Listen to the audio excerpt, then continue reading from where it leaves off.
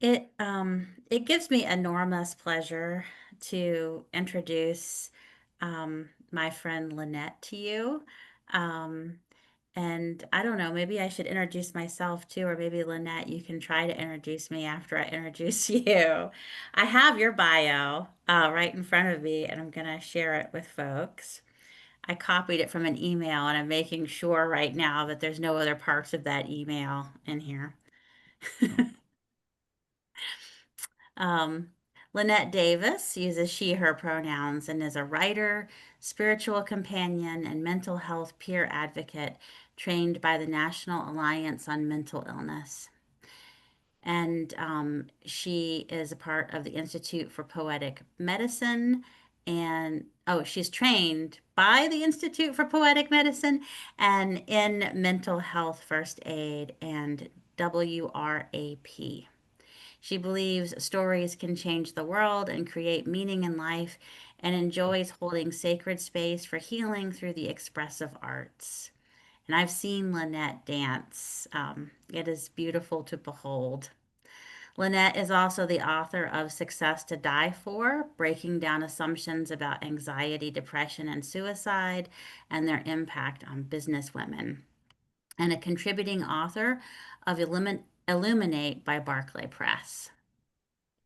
She recently graduated from Earlham School of Religion with an MA in Theopoetics and Writing, which is where we met. Lynette and I are graduates of the same seminary program, as is Kaya, who is here this evening.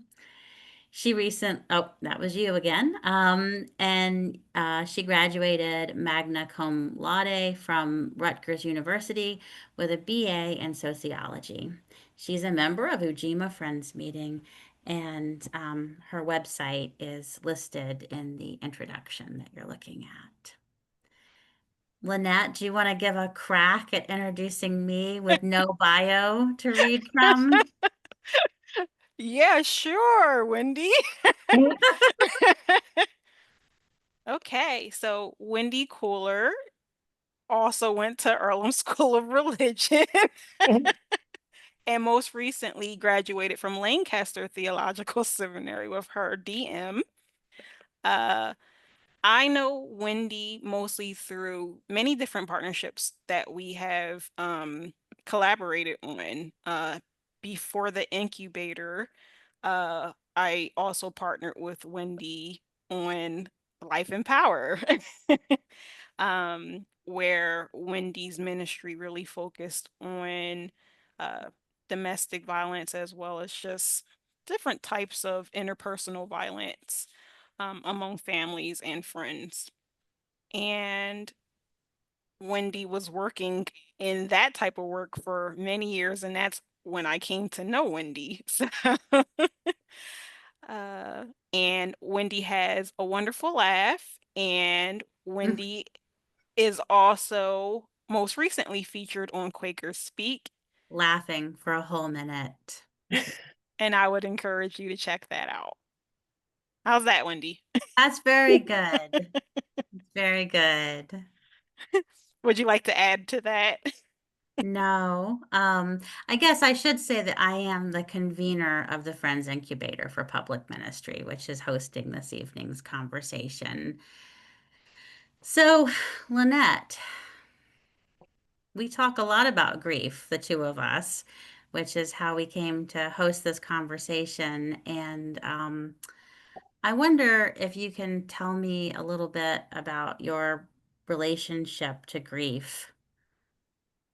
Yeah, I guess um I know earlier we were talking about ministry too, Mm-hmm. but I think I became more conscious about a relationship with grief when I was in my maybe mid 20s.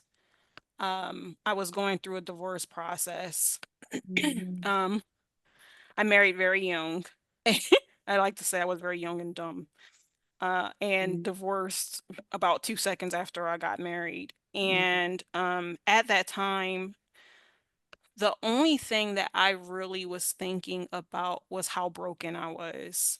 Mm-hmm. and that, of course, I failed in marriage because I was a failure and I had a lot of shame around that. I had come from a very strict religious background, and so divorce itself was just very shameful.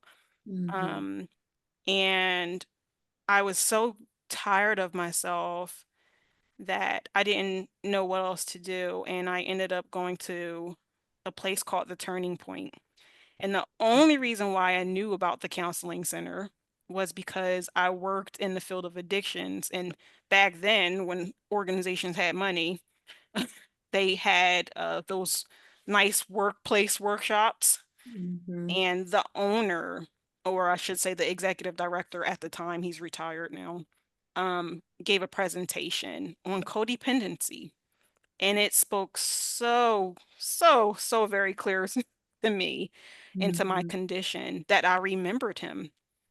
Um, and I reached out to his center and I began my journey in mental health recovery as well as codependence 12-step programs, as well as adult children of alcoholics recovery 12-step programs.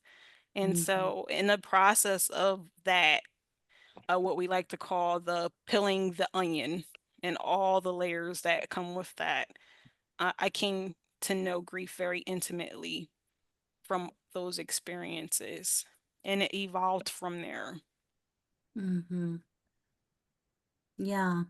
And I feel like um, in your ministry testimony and your sort of spiritual autobiography, and how you came to Quakerism, grief really plays a strong role there. Do you want to talk about that?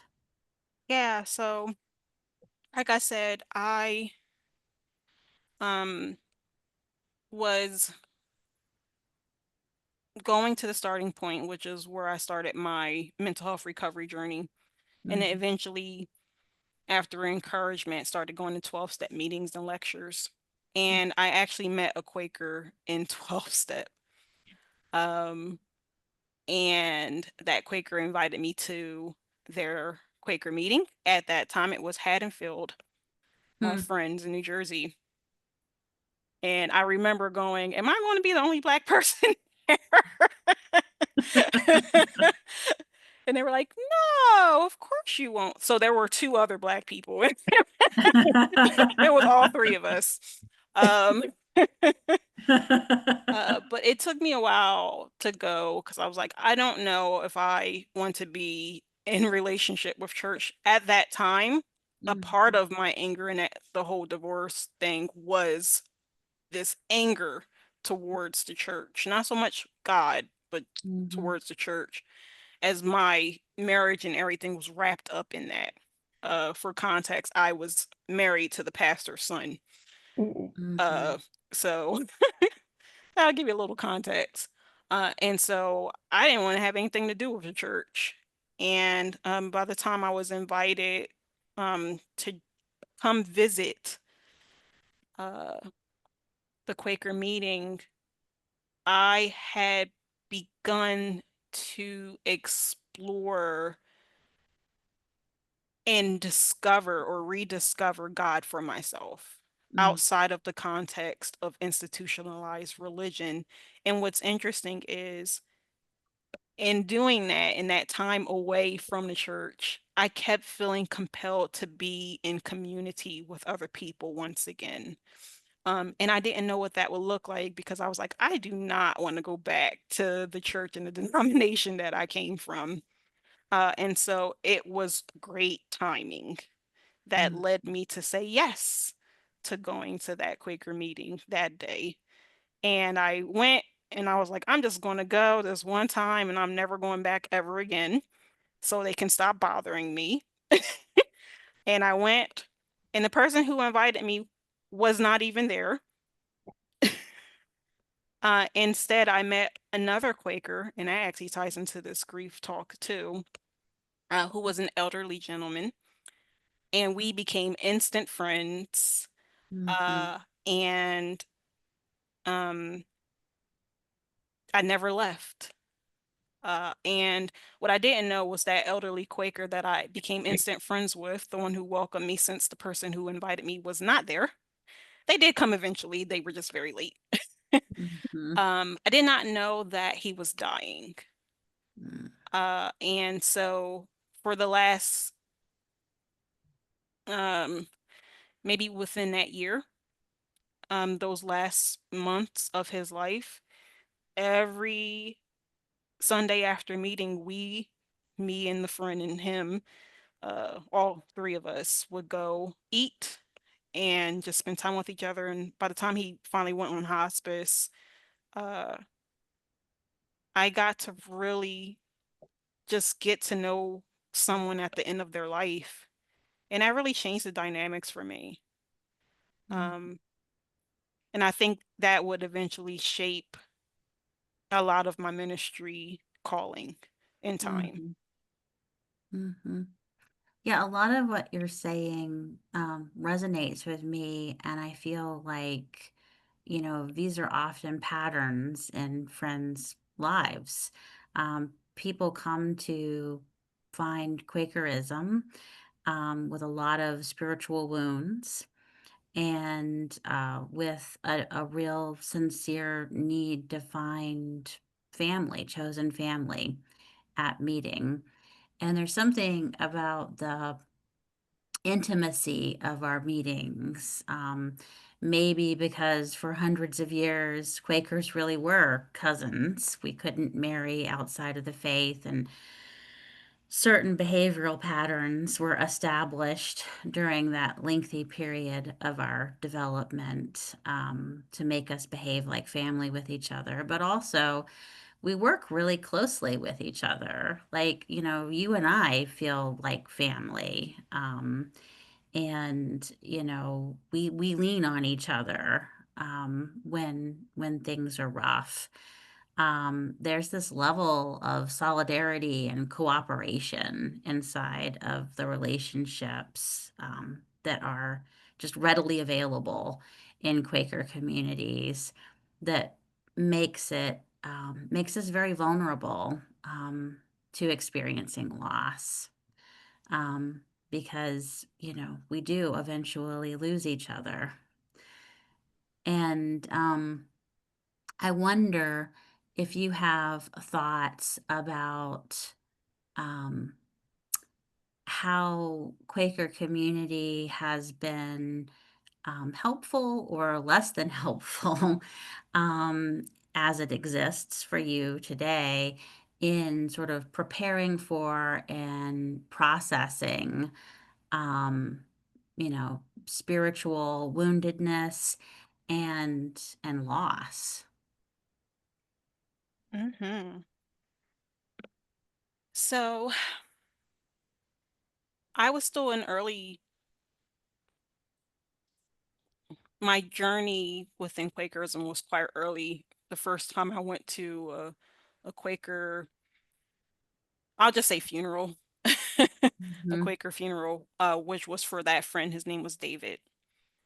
Um, and so that was my very first time experiencing the Quaker way of doing a funeral. And I thought it was so beautiful. Mhm. Um, the entire process of just honoring that person's life and everyone getting up to share versus, what I had come up in, which was, typically a sermon about if y'all don't get your life together, you're going to go to hell. Mhm. Something like that.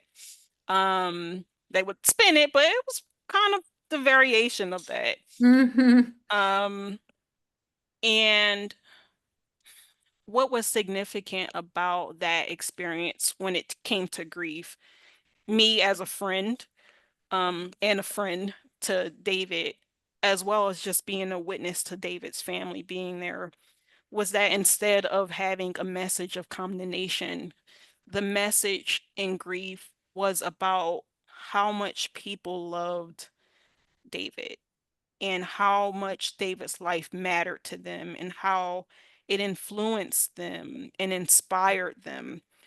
And To me, that is more life-giving, um, and honorable when it comes to thinking about the people who are still present and going through grief, Mhm. um, rather than trying to convert or convince or condemn someone. To me, that's about equivalent as when somebody loses someone and they go, "Oh, you'll get over it, hun. Time Mm, will heal all wounds." And it's just like, wow, thanks for nothing. So, in that regard, I feel that Quaker community space was a very wonderful space to be in. mhm, Um, Fast forward to the present, I also regularly, well, I wouldn't say regular, but because I'm here in Massachusetts, even though I'm a member of Ujima, I do tend to visit um a local meeting here so that I can actually be in person with some friends. And I know that that meeting here, the one that's here in Northampton, they have a grief support group mm, that's organized within the community. And I think that that's great, um, especially when friends have asked for support for their grief. And I believe, I don't think the person who typically facilitates it specifically uses their background. I do know that they are in mental health as well. mm, But I know with things like that, it's typically a peer model rather than I'm an expert and I'm going to do grief counseling for my mhm, profession. And what I would say about that is I think that's where Quakers excel, mhm, um, because of our attempts at not having hierarchy. I believe we do support models in a, well, support in the flavor of peer support, mhm, um, decent.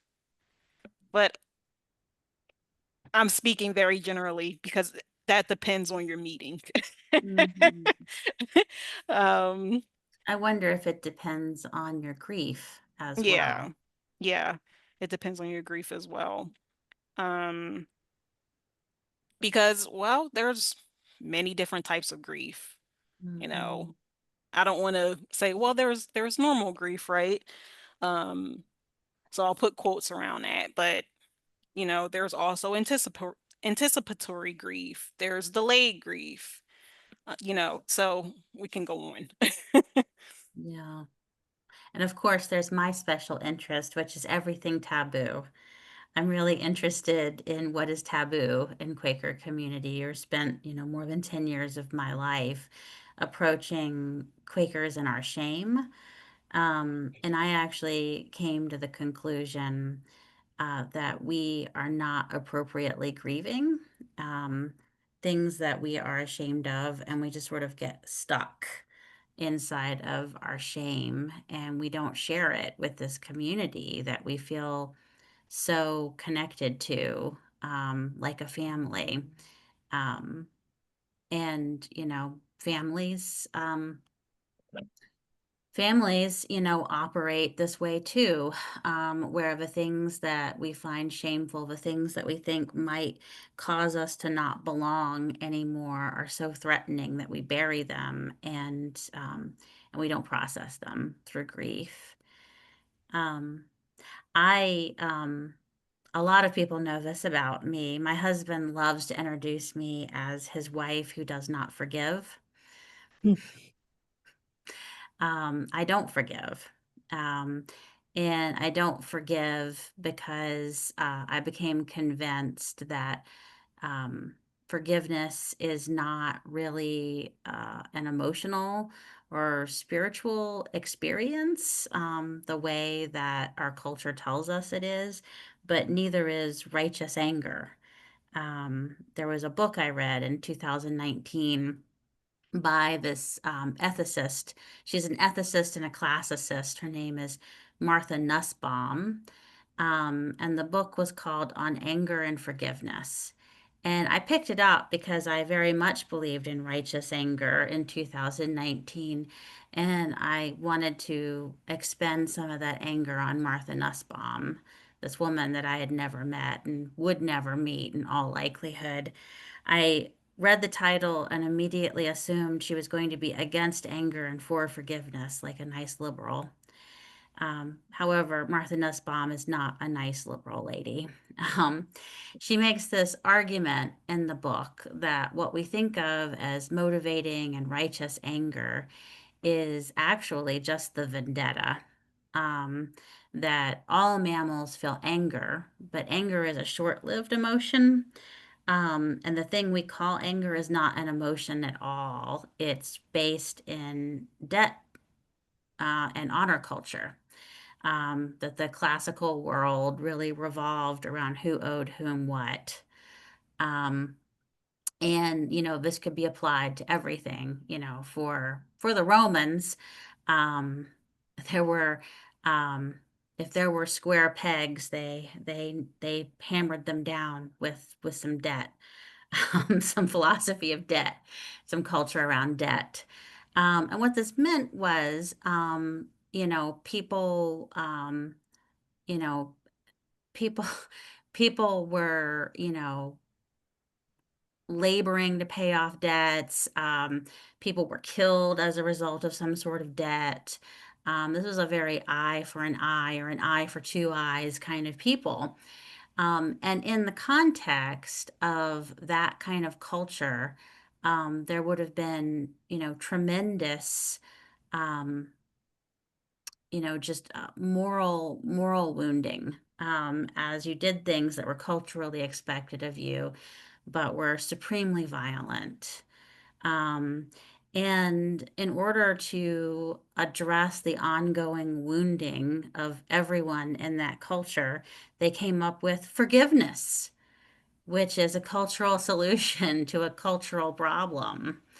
Um, and it was an amazing piece of technology to suddenly not have to go out and kill someone, but instead to be able to forgive the debt. Um, and so Christianity, she argues, speaks very highly of forgiveness because of the context in which Christianity came about. And we can choose to, instead of engage in righteous anger or forgiveness, we can actually choose to let our bodies grieve. That all mammals, like Catherine's beautiful orange cat, all mammals can grieve.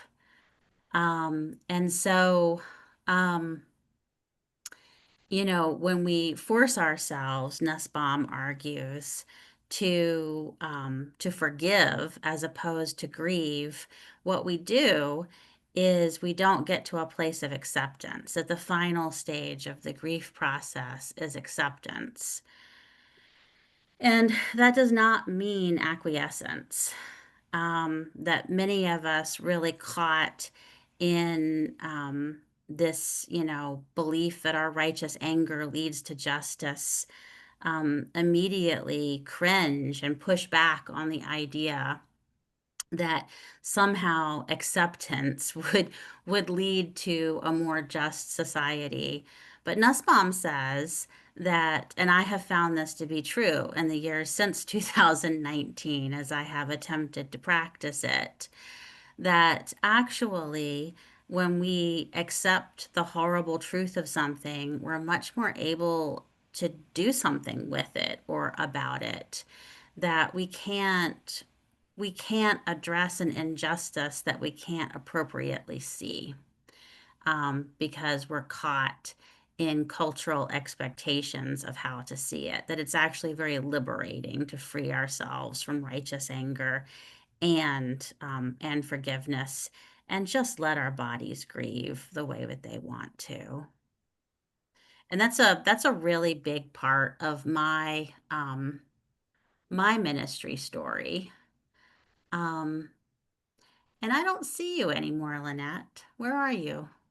I'm here. Oh, Lynette, good. I thought you disappeared for a minute. I thought you abandoned me. Um, And I wonder, like, grief as a part of the story of you coming to Quakerism, and your experience of Quakerism. And I wonder how much of your sort of spiritual autobiography around your ministry has to do with grief. I suspect a lot. Yeah, it does. And there was so much in what you were kind of saying. Um, I like how that forgiveness and grief were kind of connected to each other. And I'm trying to think of um where I want to pull from. So in talking about that forgiveness, and you were talking about anger, I'm coming from a different spin.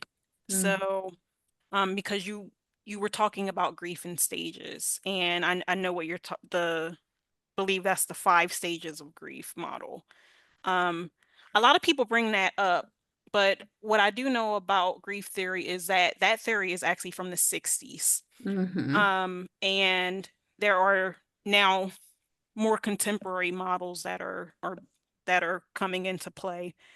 Um, I started looking into one called the model of adaptive grieving mm, um, dynamics, and I'm also aware of, like, I think one is called like dual.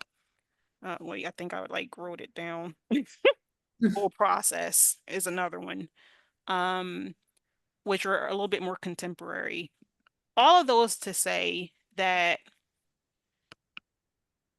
I'll speak to Western society. Western society tends to think of things in progressive states, in linear stages to climb or steps to mm-hmm, accomplish. And grief has never felt like that to me. mm-hmm, Um, what I like about this adaptive grieving dynamic model is that what it's supposed to do, ideally, is let the different um dynamics that take place within grief not work in succession, but in a continual negotiation with each other. mm-hmm, So it's integrated in such a way that things take place at the same time. mm, And I like what an author that I was reading on one of my favorite sites about grief is called What's Your Grief, if anybody's mm, heard of it. Um, the author talks about how we use the metaphor of journey, and it's so mm, easy to do that.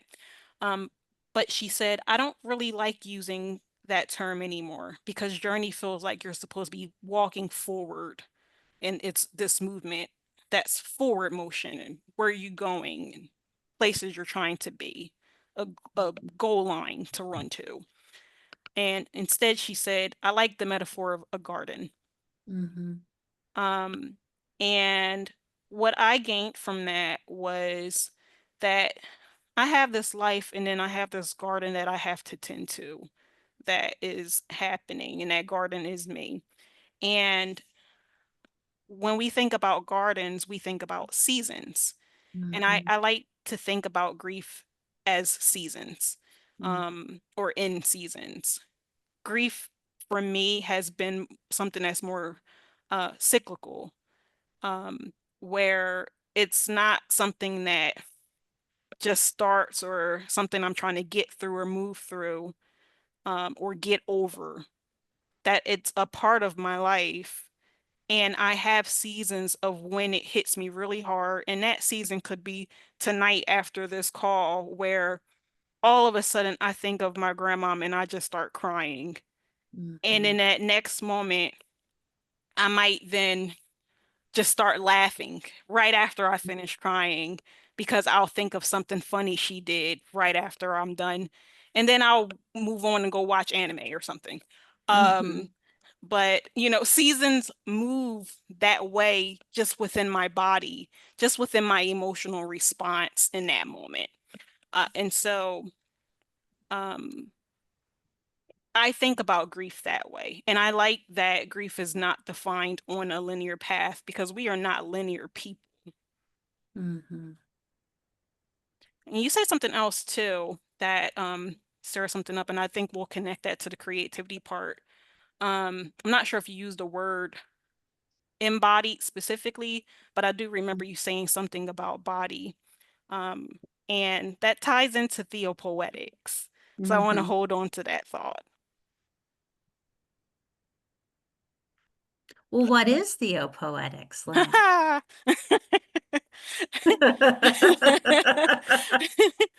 So, you know, here's the thing that we talked about in seminary, that there are as many definitions of theopoetics as there are people who are trying to define theopoetics. And that Hmm. makes complete sense because theopoetic is an academic term. Hmm. It's an academic term that was meant for academia. And one of the big issues with dialoguing about a term is that people forget the meaning of it and how that meaning even comes into play in real life. So theopoetics is um an interdisciplinary field of study. Hmm. If we're going to use a very basic thing. And at quick glance, it looks like, oh, theopoetics. Okay, so theology and poetry, right? That's Hmm. a really simple thing to take it. But theopoetics, and I'm going to use it, I'm going to paraphrase a definition from a Black theologian that whose definition, oh, I wouldn't even say it was a definition because he was saying this is kind of what it feels like within this, excuse me, the context of the Black church. And I would say it extends beyond that. He said it's the ability to imaginatively express through the arts, and I'm using the arts and to say all of different things, and embodied practices our faith convictions. That feels more full to me Hmm. because instead of trying to define theopoetics, we live theopoetics. And theopoetics is a conversation about the metaphors that help us create meaning with life. And Hmm. not just coming up with the metaphor, but metaphors that invite more metaphors, that invite more metaphors, that invite more conversation, that invite more embodied practice. That Hmm. is what theopoetics feels like, rather than Hmm. how it's defined. Hmm. Um, I'm going to read this quote from Christina Cleveland, who's a social psychologist. And she says, I don't tend to think literally when it comes to the divine. I think metaphor is all we have, and that is mysteriously plenty. We need metaphors for God that we can find ourselves mirror in, so we can drink them in and make them our own and begin speaking the soul's language. Hmm.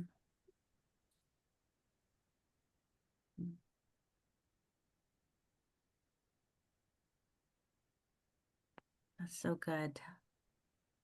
I know you find a lot of meaning in pop culture. That is, you were talking about, watching anime.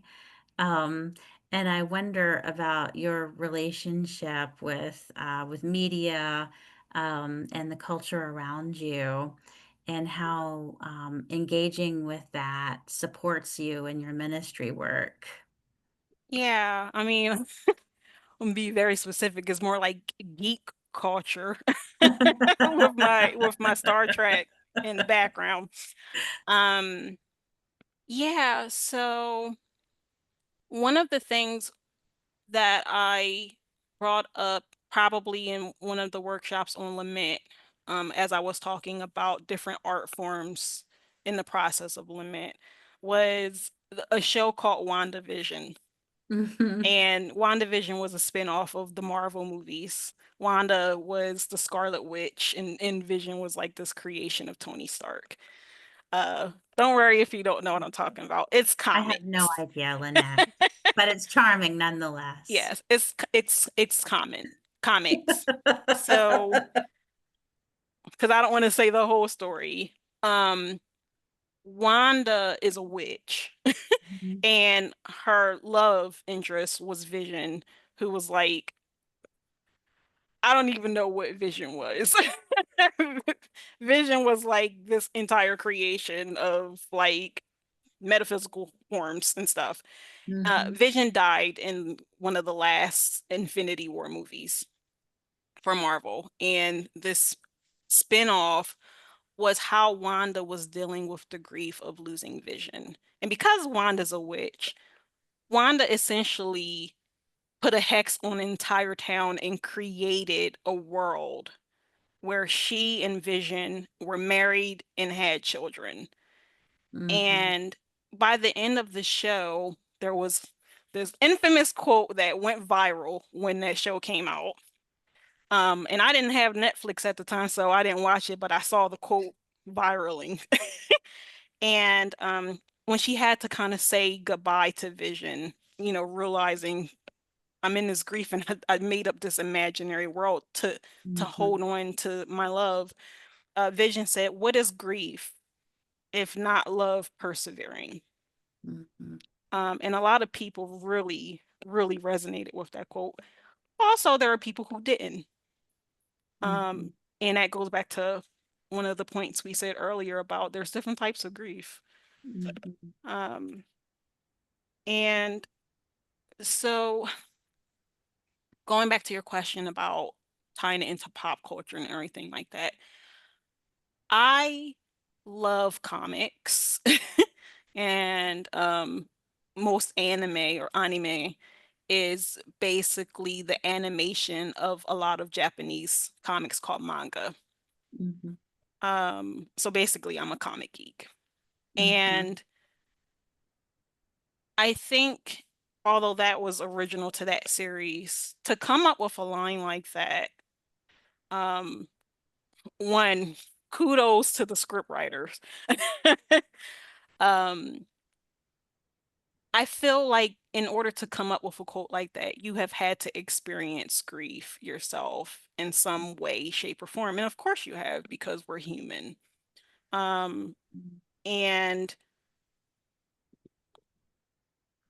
I was able to find meaning in that quote, not only because I resonated with it, but because so many other people did. Mhm. And that spoke to how grief is something that we experience as humans together. Um, Even if we don't feel it exactly the same. Mhm. I really love what you just said about experiencing grief together as humans, even though we're not experiencing it the same. And I think what my heart has latched on to is together. Um, in grief, I often feel very alone.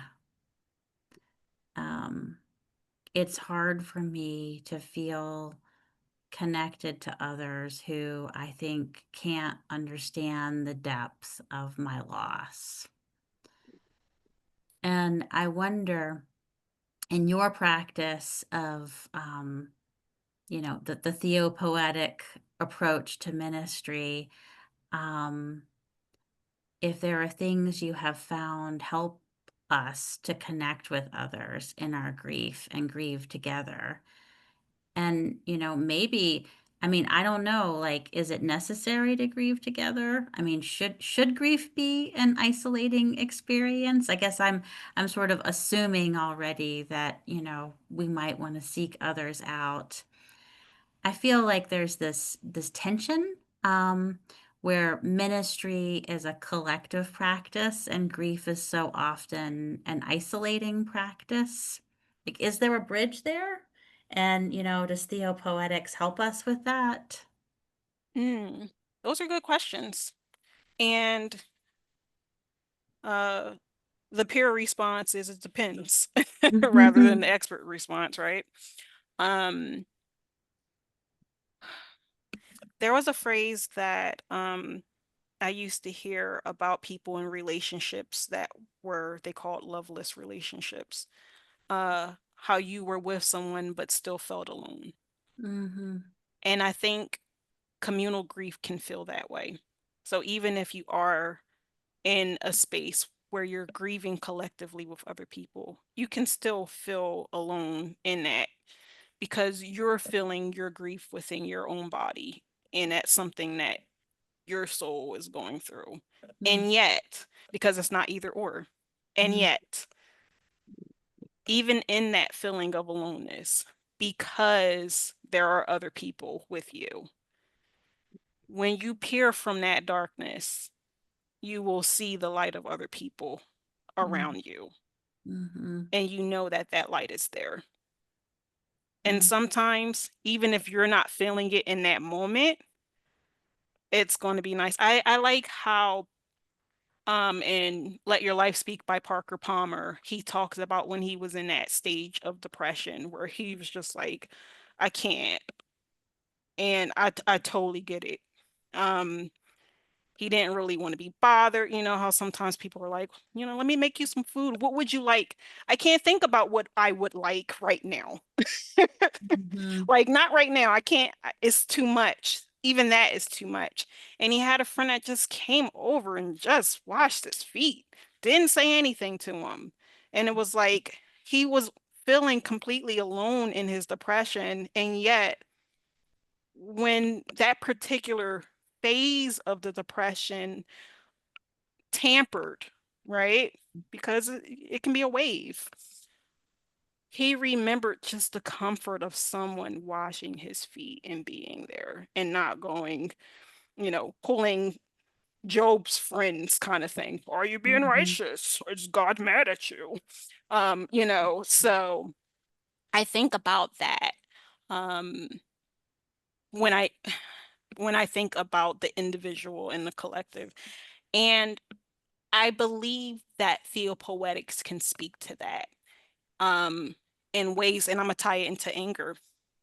mhm, A theopoetic expression to me that um, feels super yummy is um, I'm not sure if it's called a modality or a genre, maybe, but it's called Afrofuturism. mhm, And I love Afrofuturism, especially in sci-fi. A great example of that is Wakanda. And the Wakanda of the Ryan Coogler variation, not the black exploitation of the 60s, 70s version of it, where the movie touched on so many things. The Black Panther movie touched on so many things, but one of the things that stood out for me was the aesthetics. This mhm, is what a life could have looked like if not for colonizers. This Afro-future mhm, vision of mhm, what could life look like if life was lifing in a good way, right? And when we talk about creativity and grief and anger, having those type of visions helps us offset the reality of what's taking place that's being heavy in our heart. And it's also giving us a hope for tomorrow. mhm. And that is the work of the minister. And that is the work of the minister, taking all of the mess and not pretending that it's not there. But when we're trying to shape tomorrow, when we're trying to say that tomorrow could be better, Mhm, we need to start with imagination. Maybe not fantasy, but definitely imagination.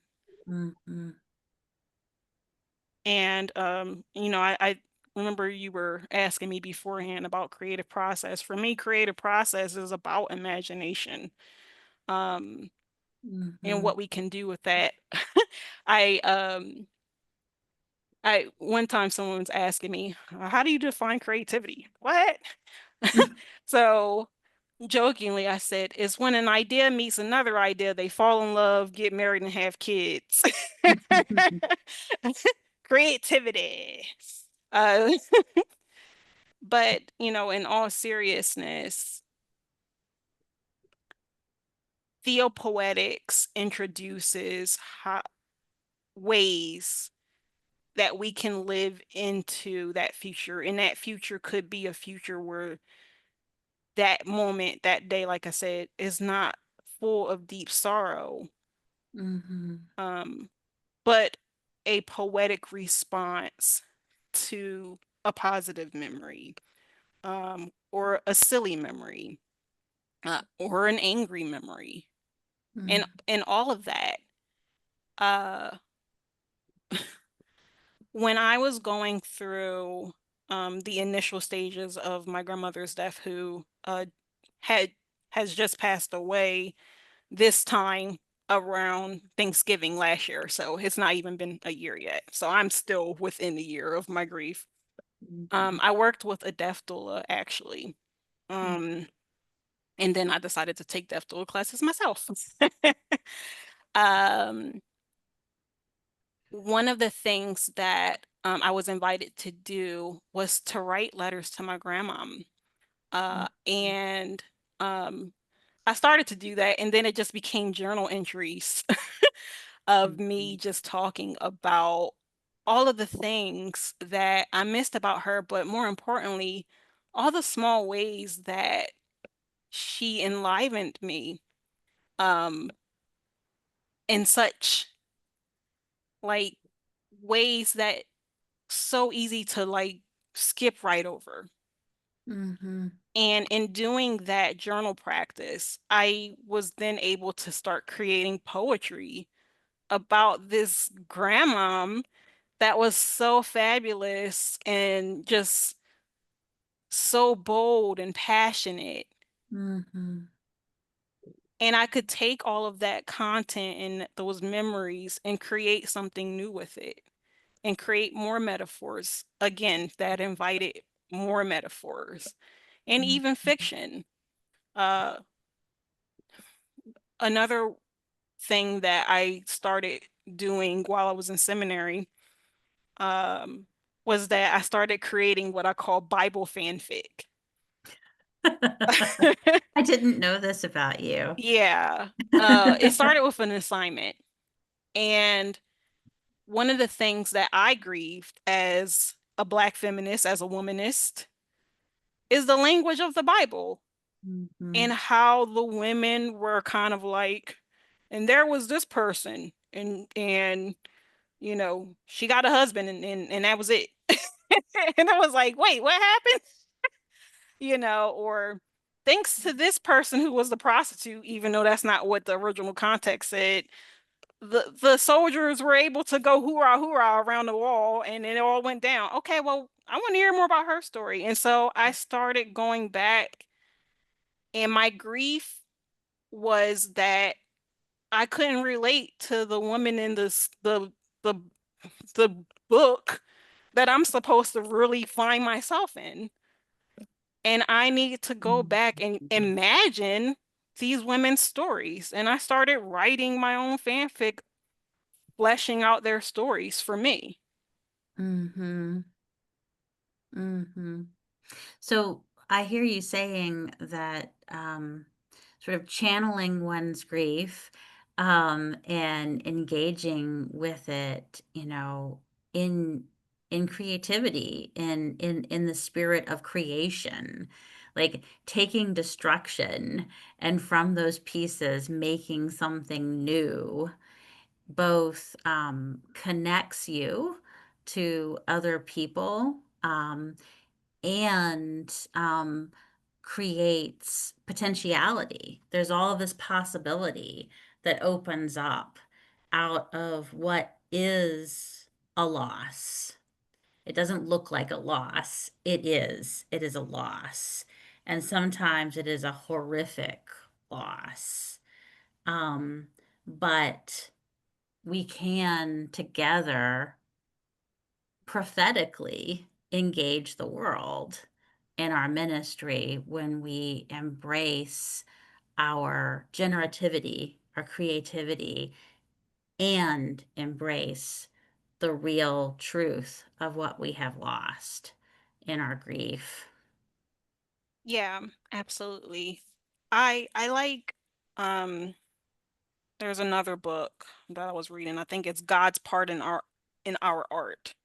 Mm-hmm. And the author said, sometimes we read I am that I am, but there's different interpretations and one of them is I will be what I will be or I will become what I will become. Um and I like I will become what I will become because to me that symbolizes a God that is constantly changing. Mm-hmm. Um, a God that is in process, and Mm-hmm. Theopoetics is definitely influenced by process theology. Um, Actually, but would you define process theology? ooh, that one might be harder for me to define.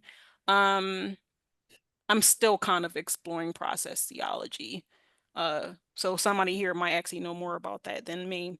I would say that the way I'm understanding process theology is that it's not saying that the systematic version of theology is incorrect.